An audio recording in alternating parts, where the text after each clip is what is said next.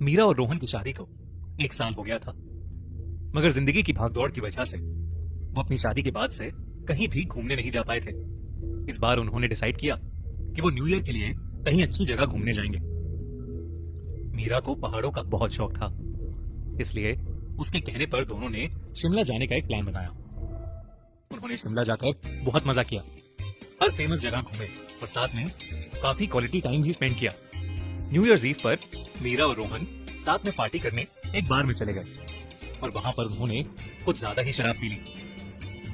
Hotel लौटते हुए शराब के नशे में दोनों इतना धुत हो गए थे कि वो बहुत मौज मस्ती में सड़क पर शोर मचाए जा रहे थे। तभी मीरा की नजर थोड़ी दूर पर बने एक बड़े से मैंशन पर पड़ी। वो मैंशन बिल्कुल अबैंडन था, जैसे सालों से खाली पड़ा हो। उसकी बिल्डिंग बहुत ही पुरानी और डरावनी लग रही थी। तो मीरा ने मजे मजे में ही रोहन का हाथ पकड़ा और उसे मैंशन के अंदर ले गई। उस बड़े से मैंशन का नाम था चार्लविल मैंशन। उस मैंशन के बारे में दोनों ने सुना तो बहुत था, मगर वहां की कहानियों को इग्नोर करके अंदर जाना शायद उनकी सबसे बड़ी गलती थी। मैंशन का मेन डोर लॉक था, इसलिए दोनों बैक साइड से अंदर घुस गए। वो दोनों अभी भी नशे में थे और उस मैंशन के अंदर जाकर जोरों से शोर मचाने लगे। मीरा दीवारों पर लगी तस्वीरों का मजाक उड़ाने लगी।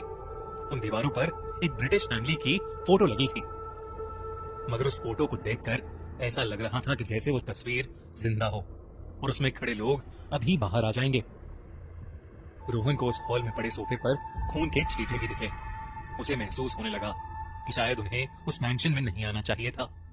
मीरा और रोहन ये सब देख ही रहे थे कि अचानक उन्हें ऊपर वाले फ्लोर से किसी चीज के टूटने की आवाज आई। एक पल को मीरा और रोहन बिल्कुल शांत हो गए थे। उन्हें लगा कि शायद घर में कोई था, लेकिन अगर घर में कोई होता तो मेन गेट पर ताला क्यों लगा होता। यही सोचकर मीरा ऊपर वाले फ्लोर पर जाने लगी। रोहन अब थोड़ा सा होश में आने लगा था। उसने मीरा को रोकने की कोशिश की, क्योंकि अब उसे उस घर में कुछ ठीक नहीं लग रहा था। वो मीरा के पीछे जाकर उसे रोकने ही वाला था कि तभी उसे ऐसा लगा कि जैसे किसी ने उसे पुकारा हो। रोहन मुड़ा, मगर वहां कोई नहीं था।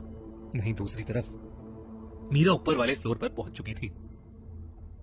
उस फ्लोर पर कॉरिडोर के एंड में एक कमरा था, जहां का दरवाजा धीरे धीरे अपने आप खुल बंद हो रहा था। मीरा उस कमरे के अंदर गई और उसने कुछ ऐसा देखा जिसे देखकर उसका दिल दहल उठा। कमरे की हर चीज सड़ी हुई थी और कमरे के एक कोने में रोहन खड़ा था, लेकिन रोहन का चेहरा बहुत अजीब दिख रहा था।